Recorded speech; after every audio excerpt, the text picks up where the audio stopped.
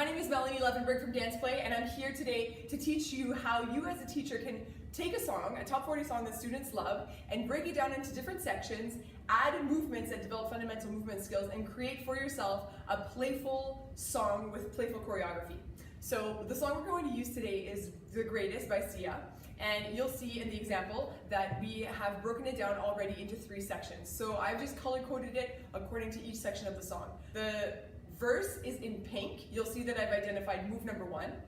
The pre-chorus move is in green, and you'll see here that I've already identified the movements that we want to do, so leaps and balance.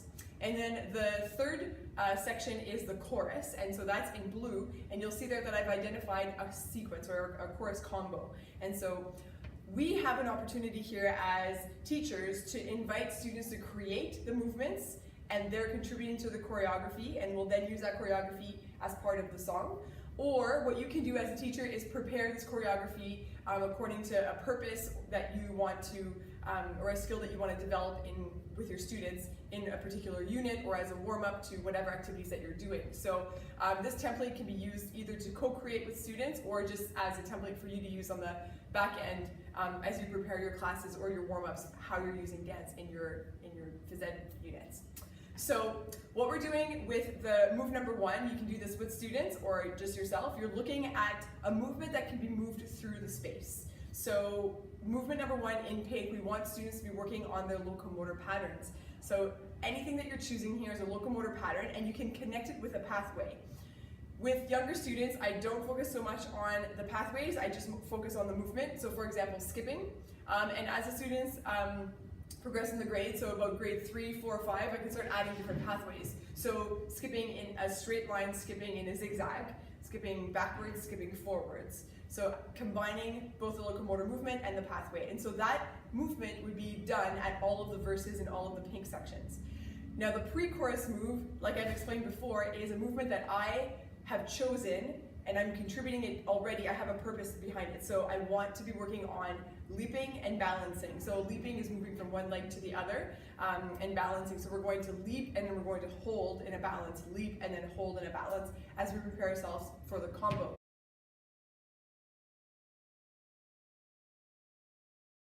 The chorus, what we're going to do is we're going to create a series of 4 movements, and those movements are going to be done 8 counts each.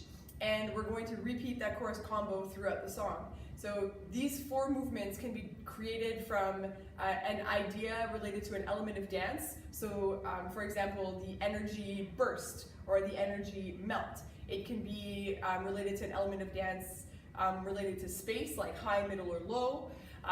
Or you can, again, bring in the fundamental movement skills. So for the first 8 counts, we're going to be hopping. For the second 8 counts, we're going to be balancing.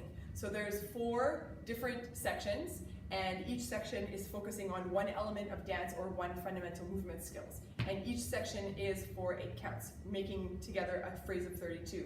Now you'll see that in this song in particular, the second chorus has an extra 16 counts. So you have to know your music when you're marking it out, when you're listening to the music and figuring out the different sections of the song. Know that sometimes there's extra little loops that happen in there, and that's why I chose this song as an example. So you as a teacher, make sure that you know your music, you understand each section of the song, and then you put your moves to each part.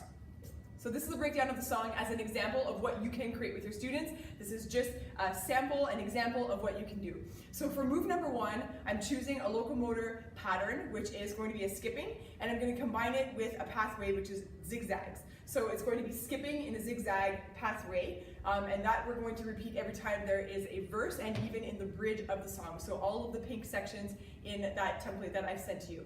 The second part is a leap and balance. So when we leap, we're going to leap and you're going to hold as balance, and then leap and then hold to balance.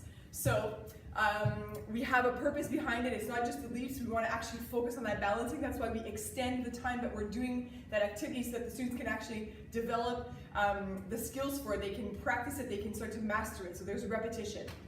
The last part of the song that we have to create is our chorus combo. So here I've used different elements of dance as well as fundamental movement skills and combined them together into some movements. So what we're going to do is a slide and burst.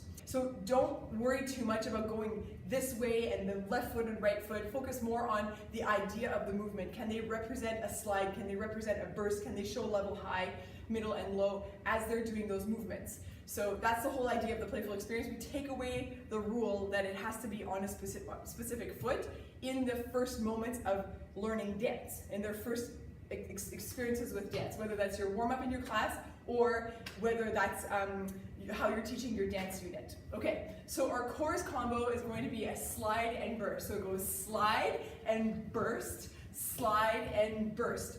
Now the burst can be anything. The students just have to represent a burst movement with their body.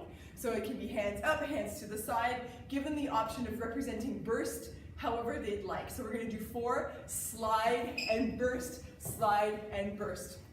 The next move is just the 4 corners. And so what we're trying to do here is body awareness. And they basically have to put their hands in the 4 corners, too high, too low. And you're going to tell them here that you want to see the difference between high, high, and low, low. So looking at different levels in space. High, high, low, low. Then the movement, again, it doesn't matter which foot they're doing it on. They're going to stomp one foot, and then the same foot that they stomp, they have to put their hand out as a muscle. They stomp the other foot, and then they put their hand out, and they're going to put their hands up 4 times, and they're going to repeat that twice. You can give them a challenge to say, the second time that you do it, you just have to do the opposite foot than you did the first time. So the second time would be the other foot first, and then they put their hands up to the sky. So that's your chorus combo. It looks like this, put all together. So you slide, burst, slide, burst, slide, burst, slide, burst, up, up, down, down, up, up, down, down. Stomp, muscle, hands up 4 times. Other foot, stomp, muscle, hands up 4 times. And so that's your chorus combo. That's the chorus combo that I've created today. You can change it up, you can get the students to contribute to it, and now let's just see what it looks like with the music put all together.